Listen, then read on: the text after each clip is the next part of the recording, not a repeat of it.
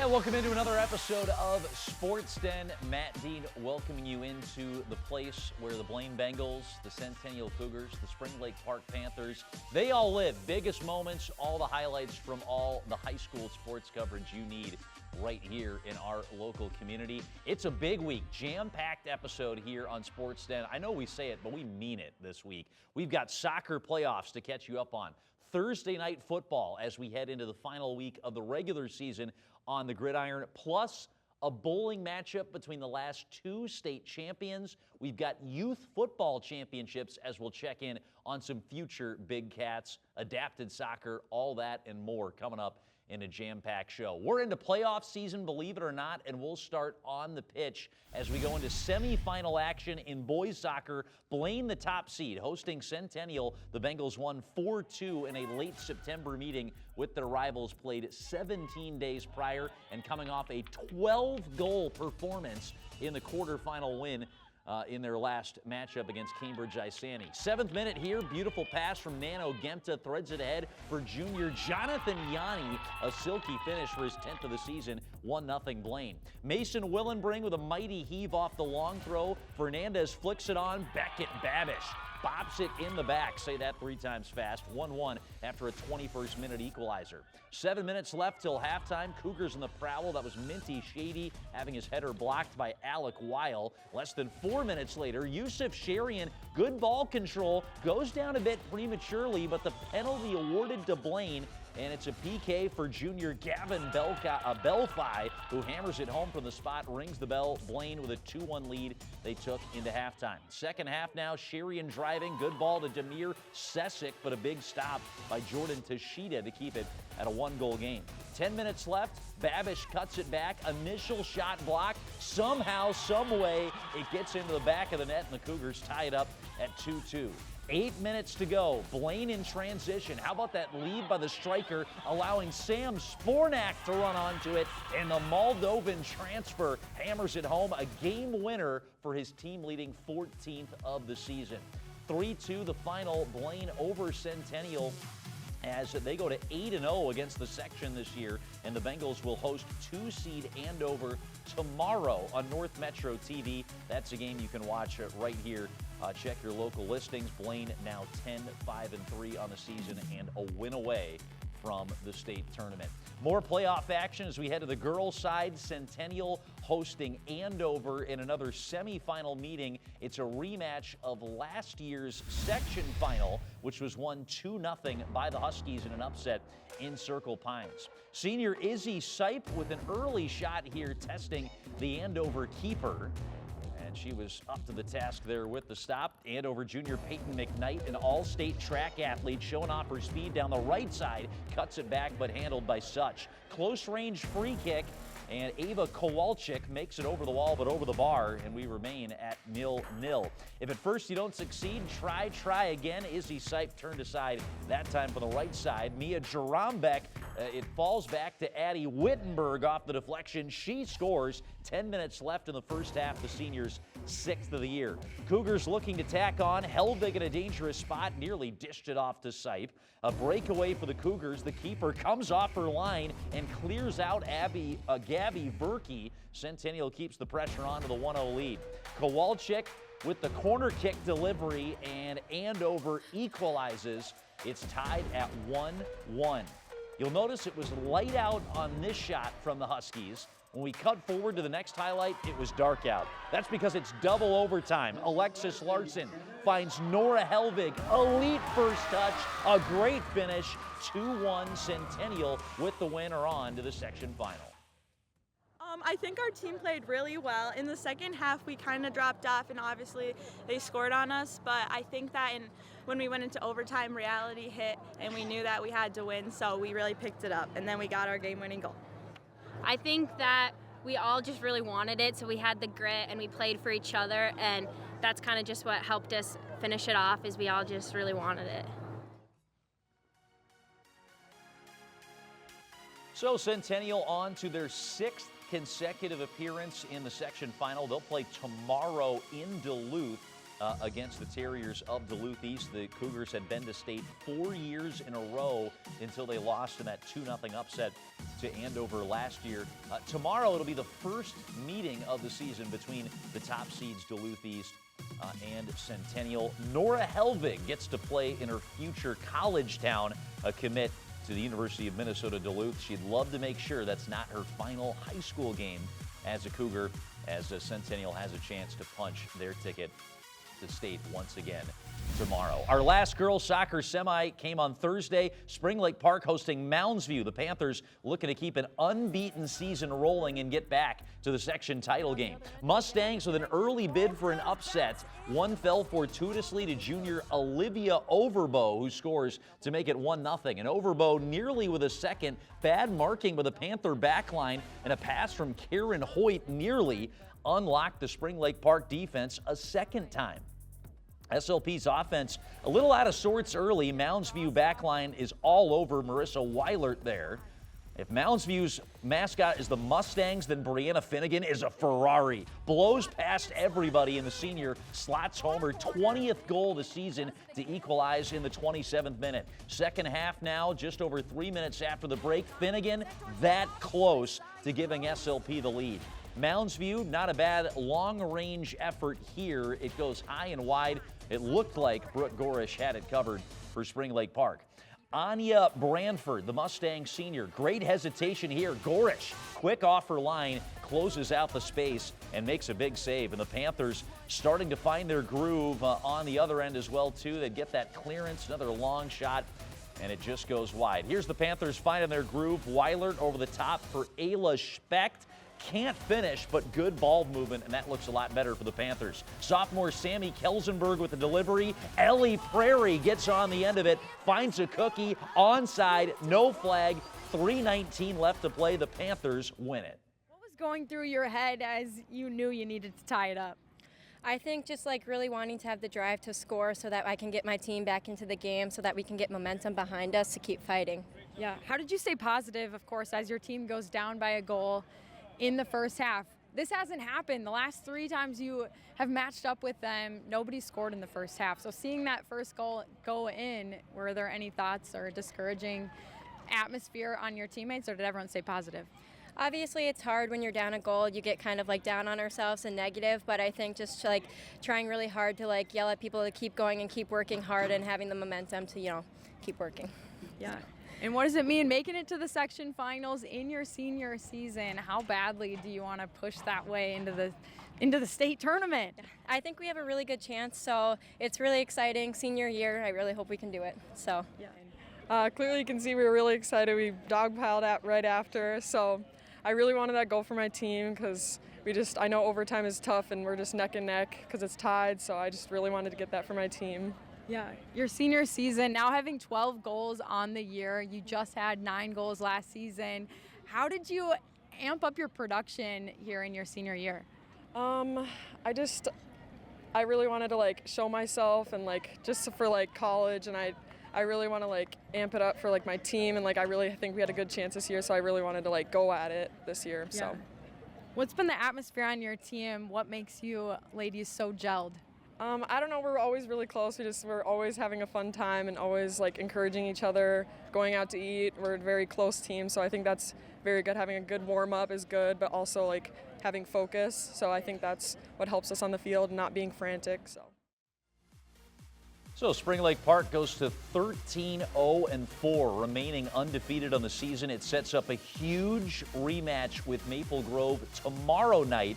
That is one of their 4 ties for Spring Lake Park in the season. It came against the Crimson back in a 1-1 result on September the 3rd. It's a rematch of last year's section final, which Maple Grove won stunningly in overtime, 1-0 last year, to deny the SLP girls their first ever trip, what would have been their first ever in school history. So a lot on the line tomorrow as we'll be cheering on Spring Lake Park against Maple Grove. So we're well into the playoff time now for soccer. We'll have the state tournament starting next week. Hopefully we'll have our Blaine boys team and our Spring Lake Park girls teams competing 4 state titles. And we've got 1 week left in the high school football regular season. So for a lot of teams, it's the final remaining section conference games, a lot on the line in the week that was week 7 of high school football. Let's take you right to it, starting in Spring Lake Park. Our feature game on Thursday against Monticello, a rematch of last year's section semis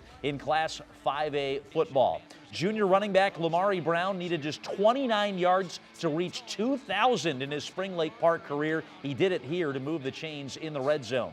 And then junior E.J. Monluo would finish the job, a 6-yard touchdown. SLP goes 17 plays, 70 yards in the first drive of the night to go up 7-zip. 2 plays later, Panther defense with a big takeaway. Junior Sawyer Thompson with a pick that would set up SLP on their second drive of the night at the 30 inside enemy territory. Second quarter now, on that ensuing drive, a fumble on 4th and goal. It's a turnover on downs, so the Panthers don't get any points out of that turnover. They led 7-0 at the half. Monticello, first drive out of the break. Wisconsin commit Luke Emmerich wrestles it away from Tyler Wilkinson on a jump ball. It sets the Magic up 1st and goal from the 1. Junior Garrett Bauer would find his second rushing touchdown of the season. Cale Holthouse would run it in for 2 for the conversion that made it 8-7, and Monticello with the lead. Next drive, SLP on 4th and 5. Fake the punt and go direct snap to Colin Welch, 23 yards as he races up the left side and keeps it rolling for SLP. And then on 3rd down and 8, here on the next play, E.J. Monluo, late pitch to him. He's swallowed up by Ethan Wilmert in the Magic defense, who force a punt out of Spring Lake Park. So again, another big momentum swing where the Panthers don't turn it into points. The Magic passed just 8 times in the game, but they made it count. Sophomore Carson Dybel, a dart, 46 yards to Luke Emmerich, who again wins the 50-50 ball, the future Badger, up against Wilkinson. It set up a 6-yard touchdown here by Cole Mueller. Back-to-back scores on their first 2 drives extended the Magic lead to 15-7. After the Panthers punted, they'd make it 3 straight scores. Brock Holthouse there. It was 22-7 Monticello with just over 7.5 minutes left to play. But the Panthers not done. Lamari Brown toting it 19 yards here, picking up his own fumble and fighting for every inch to get it into the red zone.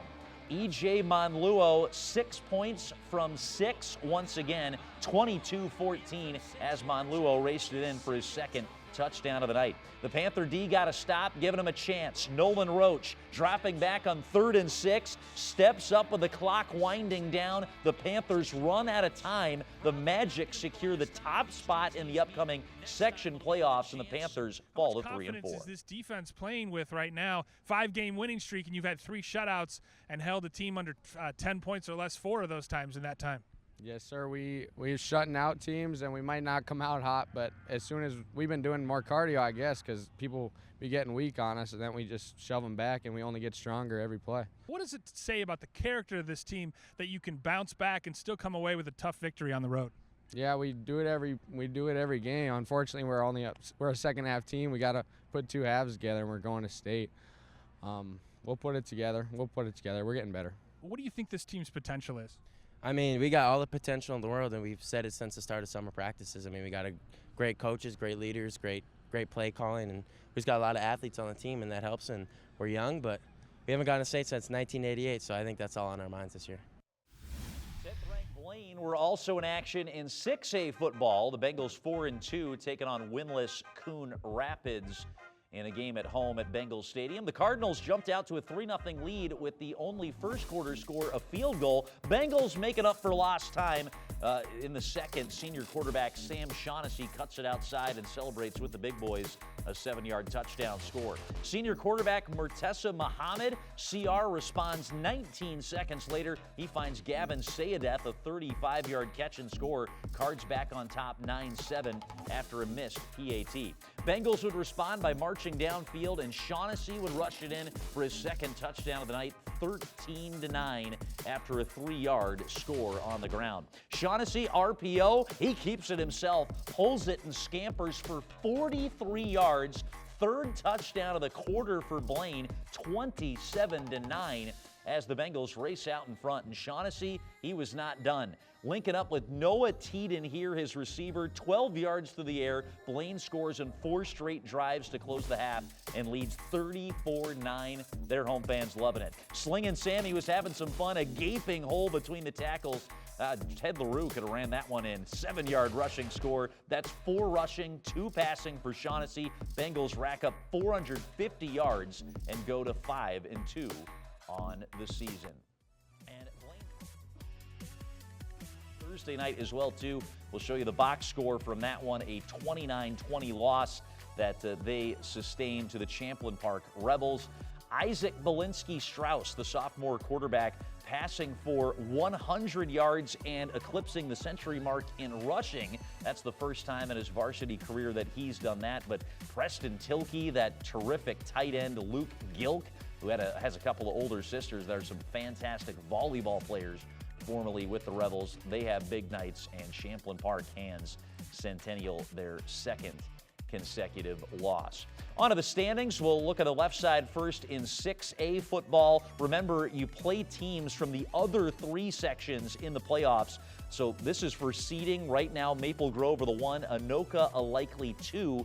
Blaine right now sitting in that 3 spot. Centennial, they this year are jockeying for that 3, 4, 5 spot just below them in the standings. Spring Lake Park could see a rematch later in the year to get to state in 5A. They will be playing those teams you see on your screen to get to state. The Magic locking up that top seed in the section with that win over SLP. Here's what the upcoming schedules look like. Everybody playing on Thursday this week with the exception of Spring Lake Park, their Wednesday night game in Matamidi. The Blaine Bengals will have a top 10 battle with third-ranked Shakopee on the line. Sabres come in 6-1. They stunned the Bengals with that Hail Mary play as time expired last year in Shakopee. We'll be broadcasting the rematch Thursday on North Metro TV. The Cougars in a state tourney rematch with the Rosemount Irish on the road to close out the season. So still plenty on the line as we've got Week 8, the final week of the regular season in high school football. This week, I'm looking forward to that Sabre-Bengal matchup. 2 great rushing offenses in that one. Let's take you to the pool as we move ahead here on Sports Den. It was a cat clash. Centennial taking on Spring Lake Park on Tuesday night. 2 of our area schools, you know, North Metro TV was there. We'll start in the 200 medley relay. Spring Lake Park's top unit, anchored by Addie Rowmaker, pulls away to take the victory for SLP. In the 200 free, Centennial's Nadia Schubauer edges out SLP's Alexa Walcott by less than 1 second for the win. In the 200 IM, freshman phenom Sophia Wynn of Centennial speeds to victory with a time at 2:16.91. In the 50 free, Macy Severud and Addie Rowmaker for SLP each push each other and finished 1 and 2 on the podium, sub 27-second times for both. In the diving break, a state qualifier last year, Centennial senior Catherine Wolfel led the way with a 2:41 score and won that event. In the 100 fly, back to the swimming, Nia Quigley-Ordiera finished first as one of 3 Panthers in the top 3 spots in that event. Something about Panthers in the 100 butterfly. In the 100 free, Addie Rowmaker stormed ahead of SLP teammate Anya Becker with a time of 101.95 to finish first. In the 500 free, Anna Milso won the test of endurance for Spring Lake Park.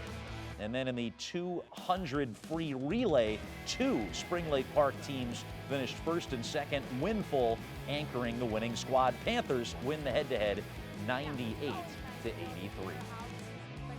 How they feel today went.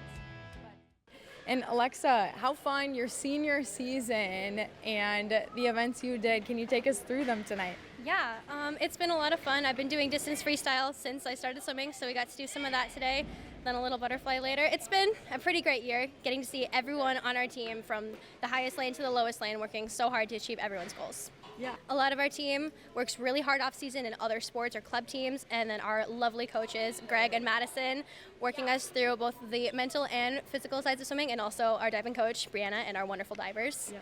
It's been a great team effort, and we're doing really well, I think.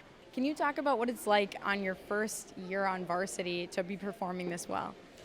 It's pretty good. I like this experience a lot because I'm usually a club swimmer more, and I love my new teammates and all the practices, and we have a lot of fun.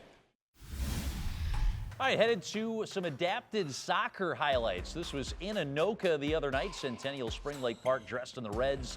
Anoka Hennepin dressed in the purples. Great competitive spirit here shown by both teams. It would be number 13 opening up the scoring for CSLP to begin the night. Nice striker's instinct here. Poacher's goal from number 12. Picks the pocket and turns it home. And he'd be counting them up tonight. Number 12 had a big night. Number 15 passing it down the line to number 12 again. Counting them up. Hey, Mom, look, I'm on North Metro TV. Anoka Hennepin found some joy down the left side here. They'd get one back, like the purple unis. And Anoka Hennepin gets their first goal on this one. How about the CSLP goalie? He was standing on his head for stretches, 3 on none. Makes a couple of nice saves, but the purple people eaters grab another one back. Too much force up front. Another play here. 15 starting to find his groove, sneaking one off the wall, having some fun for Anoka. All smiles all around, but especially for number 15. All right, so Anoka Hennepin battling for it here in the midfield. There's that pesky number 15 again for Anoka County. Now he's really having some fun. Thinks about the sliding celebration. Oh, that's hardwood, no knee pads. Don't slide too hard. All right, CSLP, they want to get back in on the scoring fun. Number 12, polishing off his hat trick there. Count him up. And Anoka not going away as well, too. He would slip another one past the CSLP keeper. Piece of cake there. And Centennial Spring Lake Park, number 12. How about his fourth? Easy pickings on another one right at the goal line. From downtown, look at this one. Centennial Spring Lake Park in the long distance goal from behind the halfway line.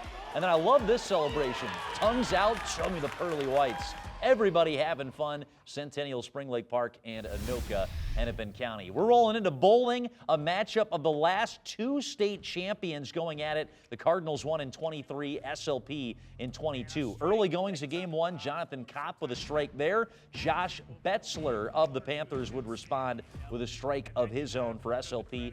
The Panthers take the first game 192 to 162 in a best of 5. Matthew Vogley, bit of a friendly role here, but gets the strike to put Rapids up 47-38 there. You got to spin to win. Jacob Weiss knows that. Look at the spin on that. Nasty bend to that ball. Puts SLP up big in the second. Panthers roll 177-63 to take the second game. Bolnick puts an X on the board here for Coon Rapids. That's a strike as he slams it home there in game 3. Calm before the storm, nice deep breath, and then Vraybeck rips a strike to keep SLP in it as they go for the sweep, but Coon Rapids win the third. On to the fourth game, Nico Herzma with perfect placement there for the Cards. Cox for Spring Lake Park with a backbreaker to keep SLP ahead. The Panthers take game 4 to clinch the match. They'd play a fifth where the Panthers would edge out Coon Rapids in a consolation. They go on and win 4 of the 5. And again, as we said, Bill Hupp on the call for CTN Coon Rapids. This was a meeting of last year's state champions in bowling in Coon Rapids and the one from 2 years ago in Spring Lake Park. We're going to close out the show with the Youth Football Championships, which were played in Blaine over the weekend. Second grade championship. Logan Otto handing it off to Lucas Perrin. Luke's on the loose. The Centennial Mud Dogs with the opening touchdown there. Blaine's QB drops back. Sam Nelson says, "Give me that." A pick 6 for Spy Sammy. Centennial goes on to win 12-6 in the second grade title game in this one. On to the third grade championship, SLP Red would take on Blaine Columbia. Vanley Brewstein comes out of the tunnel. He forgot to leave his team behind him as well. Here's Porter Hurdle to Blake Dexter. These guys don't even know what chemistry is yet. They're in the third grade, but they've got it. He could go all the way. Dexter repelling tacklers like a couple of electrons colliding. Don't check my science on that. Bengals 8-6 after the 2-point try. Nice sell on a couple of fake handoffs, and then there was no fake in this. Jack Sheeta flying like a jungle cat. Bengals add to the lead and go on to the 20-6 win over SLP in the third grade championship. All right, so on to the fourth grade, SLP Blue. These triple option fakes, that'll play for Coach Stewart in a few years. Jack Enstead finds the end zone and celebrates with his team. Panthers tie it up and take the lead of the two-pointer. Enstead, how about we give it to somebody else instead? Nope, Jack's second of the game. The Panthers rally past Centennial with back-to-back touchdowns to win it. In the fifth grade game, an all-Bengal battle, and the title, this is Columbia starting with the ball, getting it to their playmaker, Cash Stormoen. Cash looking like a Brinks truck, busting through a pair of tacklers and into the end zone. Blaine Columbia leads Blaine White after that score. Columbia up big. Jens Heedy, the Thunder, to Cash Stormoen's Lightning. Gets it done this time, carrying it all the way into the end zone, breaking ankles, shrugging off tacklers. Great finish. Blaine Columbia having a fantastic season. They were 9-0 going in to this weekend's youth football championships. Heedy, who had the rushing touchdown, he was out of breath. Long run for that one. Heedy through the air this time. He finds Isaac Munson. Columbia breaks 50 in the big win to finish off an unbeaten season. They top the Junkyard Dogs on the other side. In the sixth grade game, Cougars against the Blaine Bearcats. Blaine with the ball in the first. Nolan Krebsbach tucks it off to Roosevelt sixth grader Daniel Gibson for the touchdown that breaks our early scoreless tie. Max Bjorklund would find Colt Sawson for a second Bearcat tutty, and Blaine claims the sixth grade crown in the win over Centennial. That's going to just about wrap it up here for this edition of Sports Den. Remember, tomorrow we've got the Spring Lake Park girls trying to punch their first ever ticket to state in that big rematch with Maple Grove.